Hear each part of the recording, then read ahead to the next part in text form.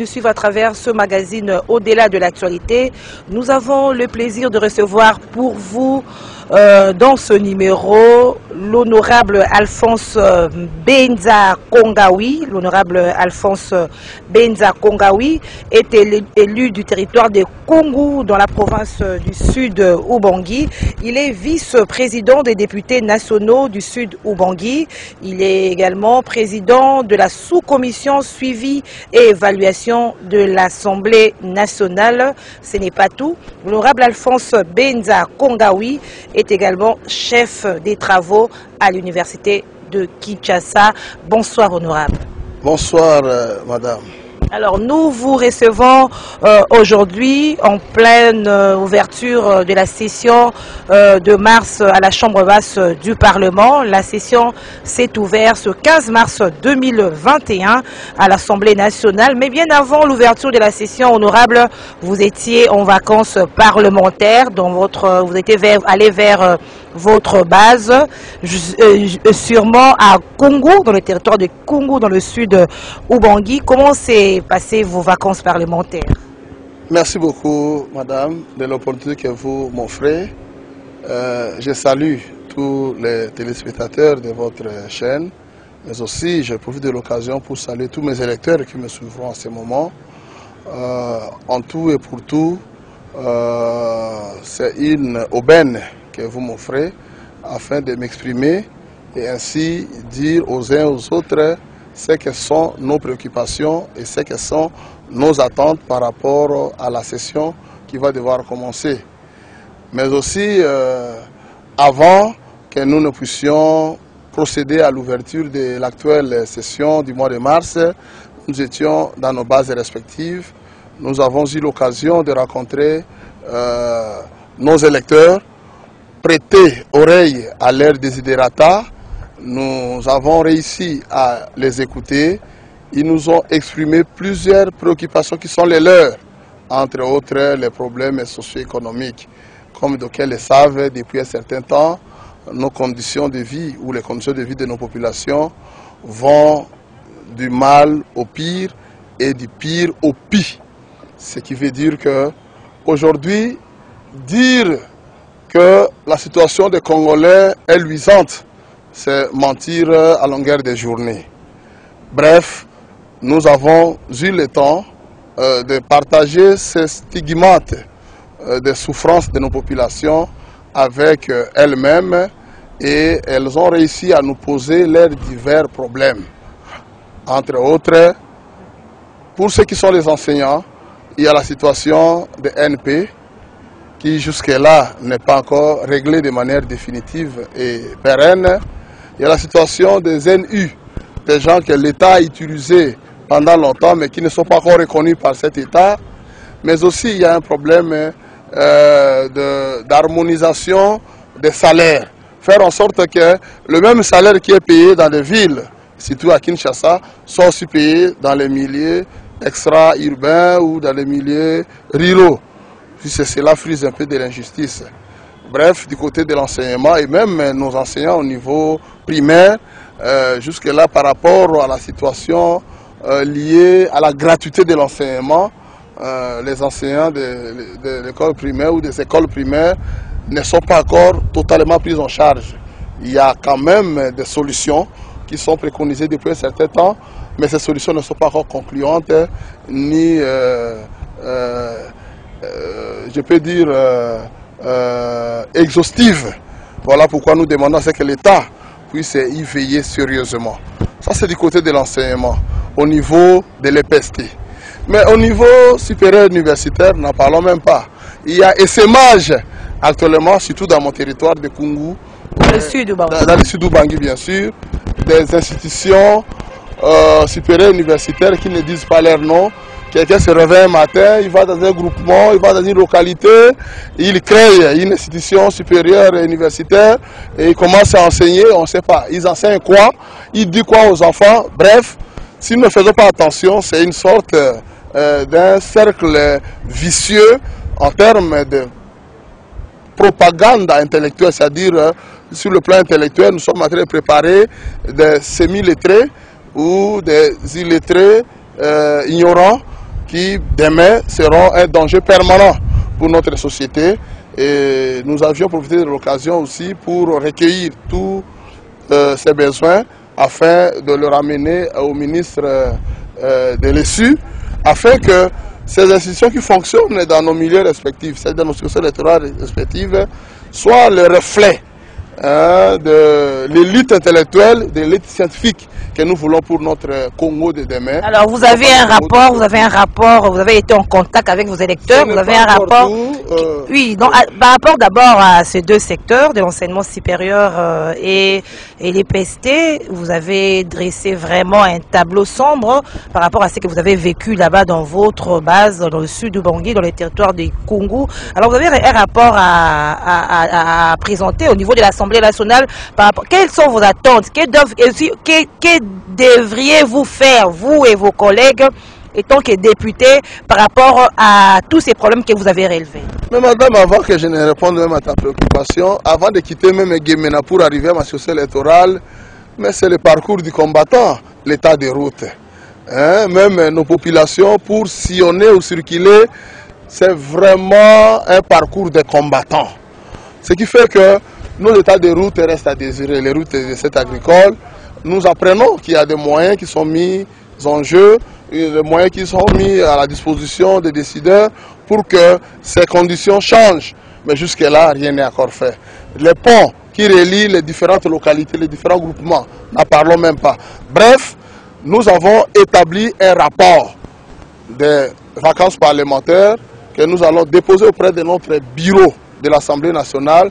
Mais encore faut-il que l'actuel rapport ne soit pas toujours la lettre morte que nous déposons au niveau de nos postes, où on ne sait même pas ce qu'on en servira, ce que ça pourra refléter comme réalité dans les jours à venir. Qu'est-ce qu'on en fera? Nous ne savons pas.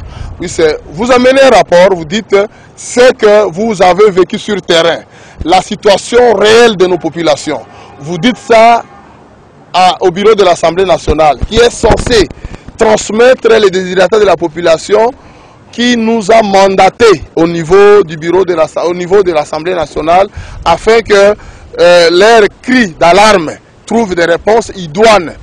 Malheureusement, nous fournissons tous nos efforts, mais c'est resté des cris dans le désert, sur les sols arides, sans fertilité, et malheureusement, c'est la population qui tourne le regard vers nous et risque de penser que nous ne faisons rien, et pourtant, nous faisons notre part, et tout le poids pèse sur nos épaules.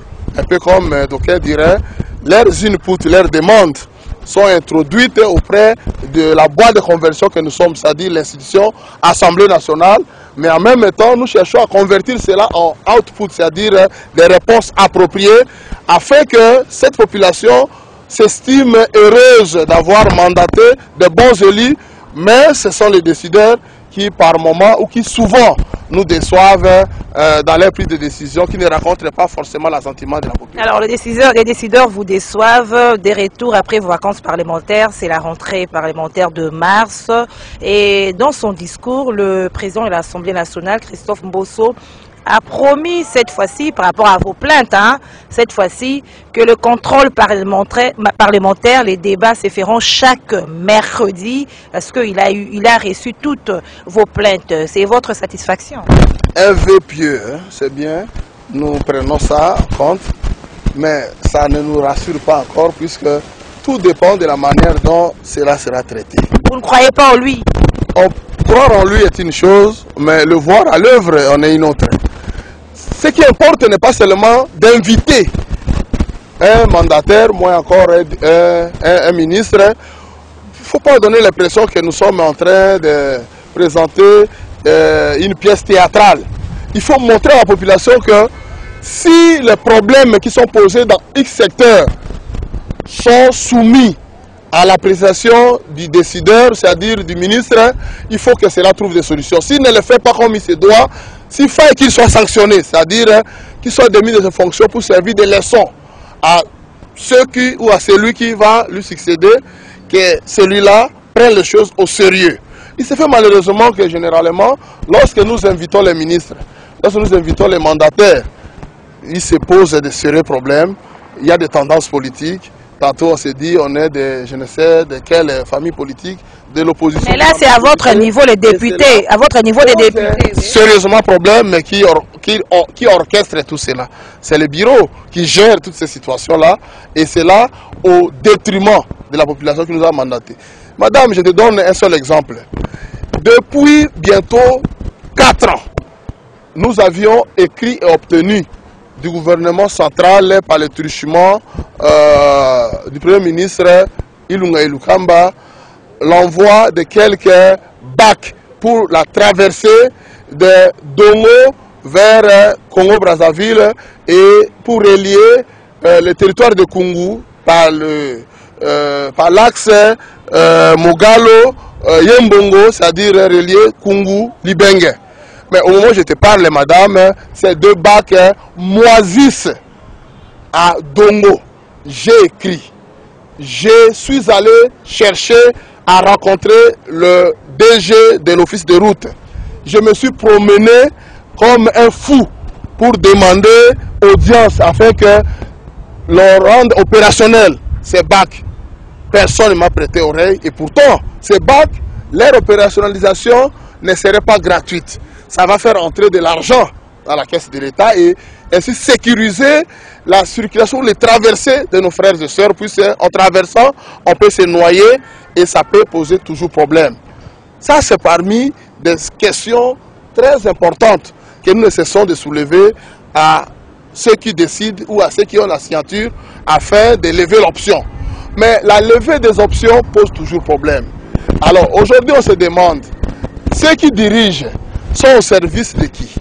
Ils sont à leur propre service, ils sont au service d'une poignée de gens, ou ils sont vraiment ou réellement à l'écoute de la majeure partie de la population. Si nous réussissons à travers cette session du mois de mars à rendre effectif les contrôles parlementaires, faire en sorte que celui qui décide sur le sort de nos frères congolais ait peur des décisions qu'il prend, parce qu'il sait que la décision que je prends peut me causer du tort parce que je ne l'ai pas prise en bonne et due forme. Je pense que ça aidera le pays à partir sur les bonnes bases. Mais si nous continuons à travailler dans la complaisance légendaire qui caractérise l'agir du Congolais, je pense que le bonheur ou les solutions aux problèmes de nos compatriotes congolais en général, mais de nos électeurs du territoire de Congo en particulier, reste à désirer. Alors, honorable Alphonse Benza, est-ce que ces propos du président de l'Assemblée nationale lors de l'ouverture par rapport au contrôle parlementaire peut rassurer vos électeurs, la population, qui est désormais un ministre, un directeur général qui fait l'objet d'une mauvaise gestion, peut, grâce à vous, être démis de ses fonctions? Madame, chaque jour qui passe, nous apprenons que tel a volé autant de millions. Si ce n'est pas 1 million, c'est 5. Si ce n'est pas 5, c'est 10. Si ce n'est pas 10, c'est 50. Si ce n'est pas 50, c'est 100. Bref, l'argent dont a besoin les contribuables congolais pour améliorer ses conditions de vie est dilapidé par les inconscients. Un peu comme quelqu'un l'avait dit, la République des inconscients. Mais dans l'autre temps, vous vous réveillez un matin, le pauvre qui jusque-là ne voit pas ses conditions changer, s'achète des crédits, ne serait-ce pour appeler son frère ou sa soeur qui est à l'hôpital ou pour se rassurer de sa situation. On lui dit non, non, non, les crédits que tu as achetés ou que tu viens d'acheter, nous l'avons récupéré pour le compte RAM, je ne sais pas quoi. Mais il semblerait que parmi les motivations profondes de l'initiative RAM, serait de récupérer les téléphones perdus. Mais que dire des pêcheurs ou des cultivateurs qui est en pleine forêt équatoriale chez moi là-bas, qui perd son téléphone parce qu'il l'a fait tomber dans l'eau? Comment la taxe RAM va l'aider à récupérer ce téléphone? Bref, c'est une sorte, je peux dire, de marché de dupes. C'est-à-dire une arnaque du XXIe siècle qui n'a pas dit son nom, mais qui l'a dit ici chez nous au Congo. Ces vols qualifiés par tous les Congolais en général, mais par nous, les élus du peuple en particulier, doivent être de manière totale éradiquée. Et il ne suffit pas seulement de supprimer cela, mais aussi il faut chercher à ce que cela soit remboursé. C'est possible. Si ce n'est pas possible, nous allons pousser les choses à ce que cela soit possible. Oui, c'est lorsqu'on récupérait cet argent, on savait comment on en jouissait. Et maintenant, pour vomir ce que l'on avait englouti, il faut s'y préparer. Et nous sommes là, au nom de ce peuple, pour pousser ceux qui ont utilisé cet argent à retourner cela aux pauvres opprimés qui n'ont que leurs yeux pour pleurer depuis belle lurette. Mais aussi, cela ne suffit pas. Nous avons remarqué que la session, comme l'a annoncé l'honorable président, s'annonce comme étant une session de grands enjeux, entre autres les réformes électorales.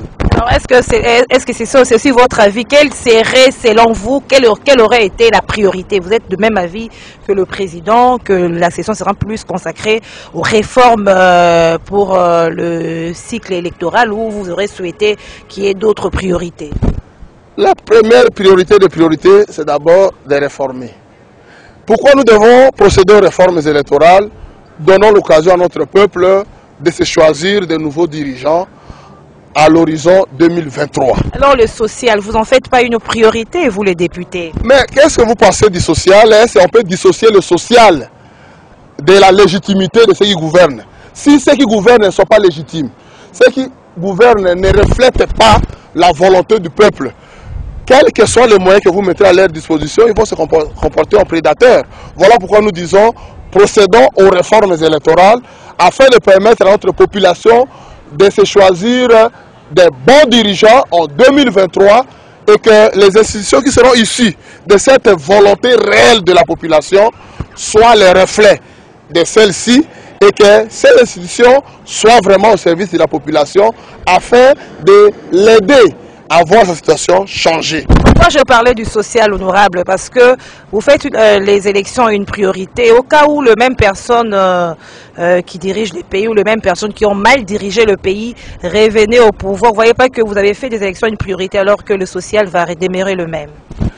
Mais si les élections doivent réellement être organisées de manière transparente et crédible, je ne vois pas comment les tricheurs peuvent revenir. Ce sera pratiquement impossible. C'est là aussi l'occasion que nous offrons à la population pour que celle-ci prenne la situation en main et que celle-ci comprenne que les élections ne sont pas une affaire des acteurs politiques à eux seuls. Les élections sont leur affaire à elles. Que la population soit à mesure de comprendre que si je vais voter, je ne vote pas pour ceux qui iront représenter notre cause au niveau des institutions, mais je vote parce que je veux voir ma situation changer. Si chacun de nous surveille bien les élections, nous allons mettre hors état de nuire tous les koulouna en cravate qui ne font que ronger notre pays et surtout émietter les intérêts de la population à longueur de journée. Alors, hormis la loi électorale, vous voyez encore quoi comme priorité? Plusieurs autres lois devront être votées, entre autres la loi pour la lutte contre la corruption. Vous savez, la corruption gangrène. Je reviens de l'Europe. Nous avons eu l'occasion de sillonner plusieurs pays de l'espace Schengen. Mais quand vous arrivez dans des offices et même dans des aéroports, vous ne verrez pas quelqu'un vous demander maïs, transport, tout ça. Non, parce que l'État, à travers son organisation, ses organisations, s'occupe de chacun de ces agents qui travaillent à différents postes.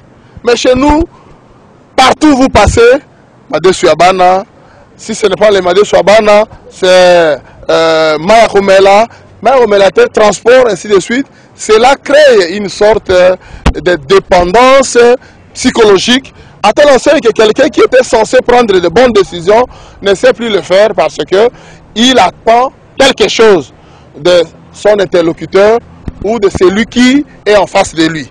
Et cela fait perdre à l'État beaucoup d'avantages. Voilà pourquoi nous pensons que voter une loi anticorruption peut aider aussi les pays à lutter contre ces fléaux qui rongent notre pays et ainsi permettre à ce que demain nous puissions surmonter ce virus ou bien éradiquer ce virus qui dérange le bon fonctionnement de nos institutions à tous les niveaux. Mais nous voyons des gens accusés et poursuivis pour corruption qui courent librement les rues de la capitale. Et tant qu'élu national, qu'est-ce que vous en pensez? C'en est une chose de condamner, mais c'est aussi une autre de sanctionner. Nous sanctionnons ou nous condamnons en fonction de nos états d'esprit. Beaucoup ont dit hier que nous étions dans un état de droit. Mais un état de droit n'est pas seulement déclaratif. Un état de droit, c'est un état d'esprit. L'état d'esprit veut dire les comportements, l'agir, votre manière de vous comporter vis-à-vis des prédateurs, votre manière de vous comporter vis-à-vis de voleurs, votre manière de vous comporter vis-à-vis de ceux qui dérangent les intérêts du peuple congolais doit permettre à ce que l'on sente vraiment qu'il y a l'établissement d'un état de droit dans notre pays. Mais aujourd'hui, nous voyons ceux qui étaient qualifiés de voleurs hier, tout d'un coup, ils sont lavés simplement parce qu'ils doivent apporter leur pierre à l'édifice d'une X idée politique qui puisse prédominer par rapport à Y idée politique. Retenons une chose, on n'est jamais assez fort pour être toujours fort. Mais aussi, lorsque nous pensons tromper la population, on ne peut que tromper une partie de la population pendant un temps, mais ne saura pas tromper l'ensemble de la population pendant l'éternité. Mais la population congolaise elle-même a déjà compris la leçon et je sais qu'elle l'a tellement assimilée qu'elle jugera chacun de nous au prorata de notre agir. Honorable, vous êtes aussi secrétaire général du parti politique ATD. Je le rappelle à nos fidèles téléspectateurs. Honorable Alphonse Benza est aussi secrétaire général du parti politique ATD. Comment se porte votre parti politique? Notre parti se porte à merveille et je salue en passant notre autorité morale, honorable sénateur José Makila Soumanda, à qui je souhaite bon retour au pays, mais aussi surtout merci pour son rétablissement de santé. Nous avons une série de réformes que nous sommes en train d'envisager au sein de notre parti pour redynamiser les structures du parti. Je pense que le week-end prochain, nous allons procéder à une matinée politique à l'issue de laquelle nous annoncerons les grandes alternatives que nous voulons proposer à nos cadres militantes et militants afin que chacun prenne le taureau par les cornes et que nous puissions nous préparer résolument aux prochaines élections, lesquelles nous pensons que le peuple comprendra encore une fois de plus le bien fondé du combat que mène l'Alliance des travaillistes congolais pour le développement, l'ATD en sigle, pour l'avènement d'un Congo nouveau, mais surtout pour l'avènement de la démocratie et surtout de la bonne gouvernance dans notre cher pays. L'ATD, Alliance des travaillistes pour la démocratie, comment vous entrevoyez le procès électoral, c'est-à-dire l'élection de 2023? Vous allez aligner les candidats à tous les niveaux? Oui, de ce côté-là, comme tout parti politique sérieux, nous devons aligner les candidats à tous les niveaux. Et même s'il faut faire des alliances à un certain niveau que ce soit, on ne manquera pas à le faire. Mais nous ne sommes pas un groupe de pression. Nous sommes un parti politique qui a pour objectif conquérir le pouvoir, l'exercer, le conserver par des voies démocratiques. Et nous devrons nous organiser afin de répondre à ces rendez-vous avec notre population. Et nous savons que ceux qui nous portent dans leur cœur, ceux qui nous portent dans leur esprit, ceux qui ont cru à l'idéologie du parti, ceux qui ont adopté le règlement intérieur et les statuts du parti, ceux qui croient à notre autorité morale, José Makila Soumanda, continueront à nous faire confiance et surtout à nous prêter main forte pour que ces idéaux tant vantés, tant défendus, soient portés haut et fort afin que l'avènement d'un état de droit, un vrai état de droit, soit une réalité qui sera vécue par chaque Congolaise et chaque Congolais. Alors, les élections, est-ce que vous croyez vraiment à la tenue des élections? Parce qu'à aller au vent des choses, est-ce que vous croyez qu'en 2023, il y aura vraiment élection où vous sentez aussi comme tant d'autres personnes un glissement? Là, je regarde la caméra et je m'adresse aux décideurs et surtout à ceux qui sont censés donner les moyens, en commençant par nous-mêmes, élus du peuple. Chers membres du bureau de l'Assemblée nationale et chers collègues, au-delà de nos intérêts égoïstes, transcendons ceci et mettons à la disposition de notre cher pays et surtout à la disposition de la CENI l'arsenal juridique dont elle a besoin pour organiser les élections dans les délais constitutionnels. Du côté de décideurs, c'est-à-dire ceux qui devraient mettre des moyens, je vois l'exécutif national, c'est-à-dire le gouvernement. Dans vos priorités, faites en sorte que les moyens, l'argent dont a besoin la CENI soit mis à sa disposition afin de permettre à ce que les élections soient organisées dans les délais constitutionnels. On n'a pas besoin d'aller au-delà du délai constitutionnel et ainsi créer encore une fois de plus la crise de légitimité qui risquera de déranger la quiétude qu'ont les Congolais, puisque les Congolais ont tellement souffert que si nous ne faisons pas attention, ce que nous allons faire aujourd'hui et demain risquera encore de créer davantage une sorte de crise de légitimité et qui risquera d'accentuer même celle-ci au détriment de l'élan du développement attendu par notre population. Le pouvoir évoque une probable révision de la Constitution. Ce sont des gens qui évoquent et mettent leur point de vue. Quel est votre point de vue à ces sujets? D'autres parlent de la révision de quelques points de la Constitution, quelques articles de la Constitution, et vous êtes de cet avis? Oui, mais la Constitution, c'est ce que nous appelons la loi fondamentale, la loi mère de notre République.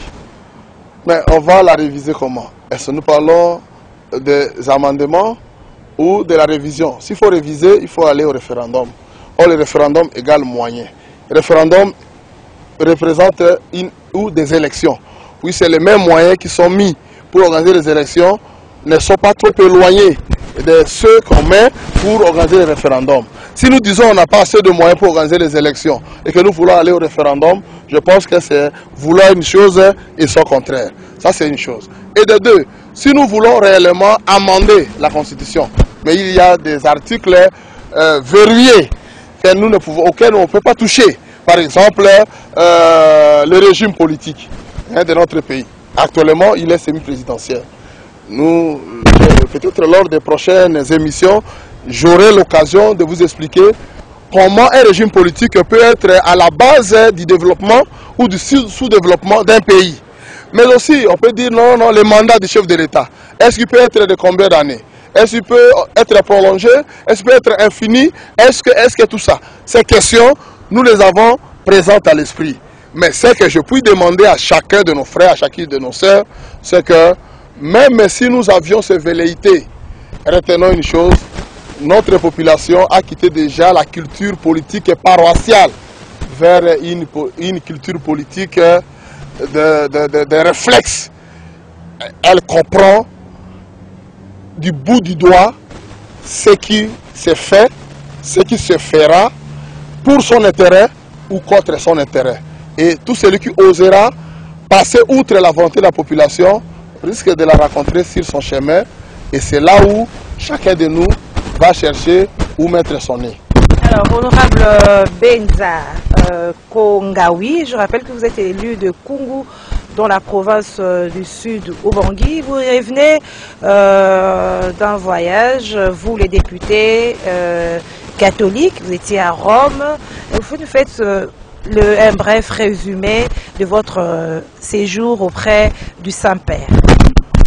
Nous avions, à travers notre foi catholique, voulu rencontrer le Saint-Père pour lui dire quelque chose en rapport avec la situation de notre pays.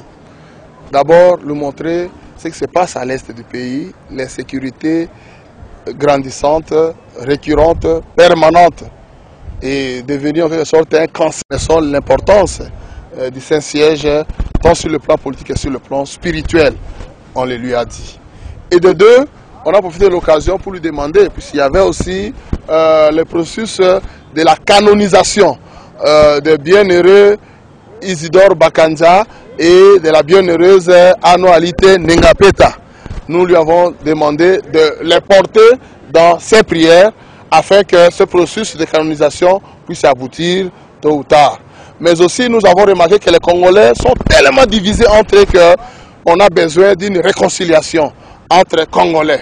Alors, s'il peut nous aider à ce que, à travers ses prières, à travers ses agirs, à travers la diplomatie qu'il ne cesse d'entreprendre, aider les décideurs du monde, d'aider le Congo à comprendre que ce qui nous unit est plus fort que ce qui peut nous diviser, ça pourra aider ce pays à sortir de l'ornière. Et heureusement pour nous, ce message a été entendu par le Saint-Père qui, au sortir de notre audience, un jour après, a levé l'option de venir au Congo du 2 au 5 juillet de l'année en cours afin de procéder d'abord à la rencontre avec les Congolais à Kinshasa et à Goma, où se trouve la principale zone des grands défis sécuritaires que connaît notre pays depuis belle lurette. Et pour nous, nous pensons que cette venue du Saint-Père est pour nous un symbole de bénédiction.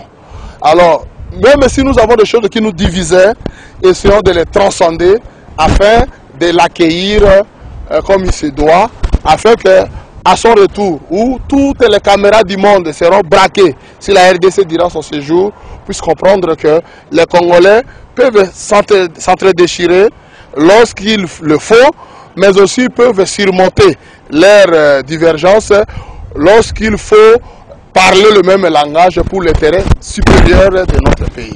Merci honorable. Madame, Messieurs, nous sommes déjà arrivés à la fin de notre magazine Au-delà de l'actualité. Honorable, nous vous remercions d'avoir répondu à notre invitation, d'avoir accepté de participer à notre magazine Au-delà de l'actualité. Madame, Messieurs, fidèles téléspectateurs, nous avons reçu pour vous, à travers ce numéro, l'honorable Alphonse Benza Kongawi.